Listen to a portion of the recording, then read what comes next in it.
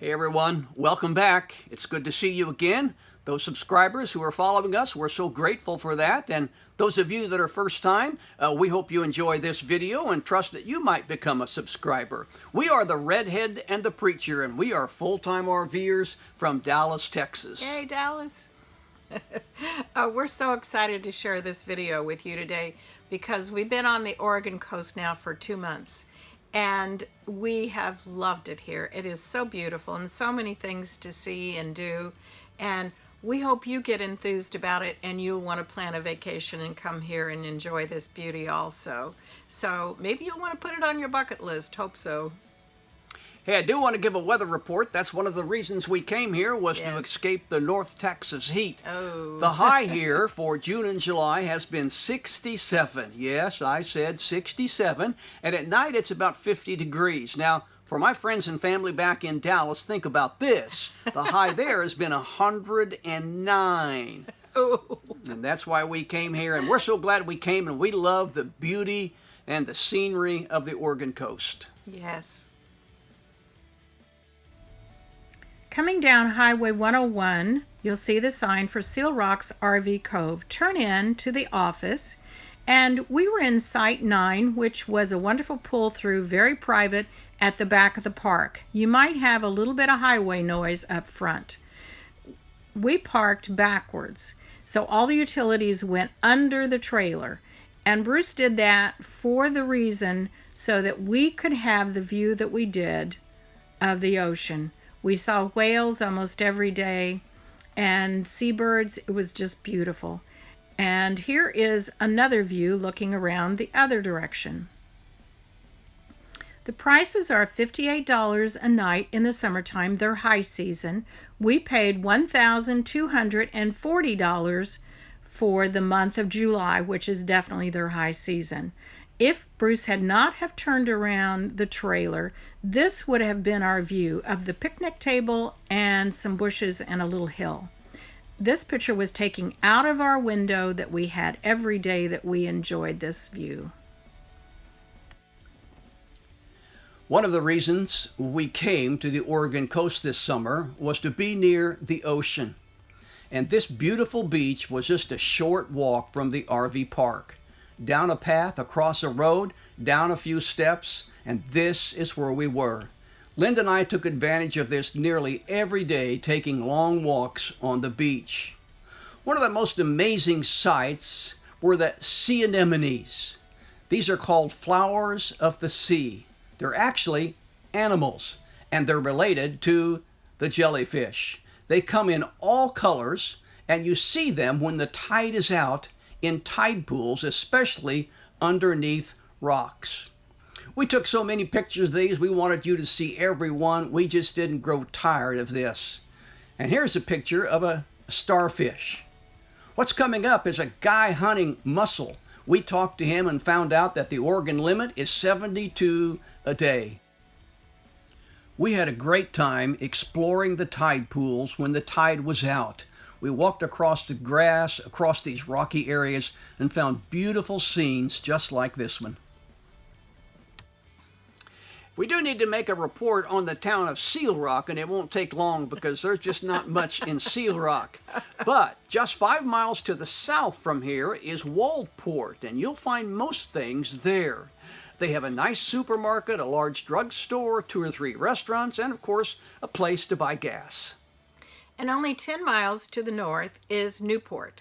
That's where you can do most all of your shopping, is in Newport. And there is a lot of natural scenic areas around Newport.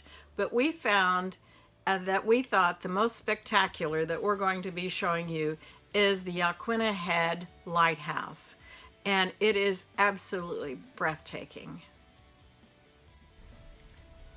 We were a little confused in Newport because there are 2 Yaquina lighthouses. The first being the Yaquina Bay Lighthouse that is located right at the Bay Bridge. It is very small. You cannot go inside, but we would recommend you go just a little bit farther north up to the Yaquina Head Lighthouse. The natural area extends out from the Oregon coast 1 mile into the Pacific Ocean. The lighthouse stands 93 feet tall and was first lit in 1873. The views are beautiful with all of the seals laying around and barking. It's just a photographer's dream, all of these beautiful pictures. There were seabirds everywhere, as you can see from these photos. You can go down some stairs and go down to tide pools, which a lot of people were doing. And there was lots and lots of whales, but this is the only picture I got of one blowing that was halfway decent at all. As I said, there were just so many beautiful views around this area. And after we left here, we went to the South Beach Fish Market, and Bruce said he had the absolute best fish and chips he ever had, located here in Newport. 15 miles south of Seal Rock is the cute little town of Yachats. There you will find the Devil's Churn. Just a short walk from the parking lot through a dense forest, down a few steps, and you'll find this scene. This is the inlet that is called Devil's Churn. We walked in here at low tide, a place you can't walk at all if it's high tide. The inlet was formed by the constant pounding of the sea against the rocks. The noise it makes is like a beating drum.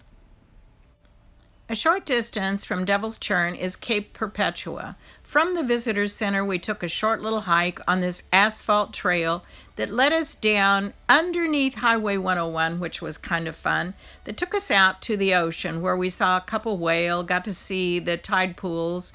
But the main attraction here is Thor's Well. That's in the picture right now.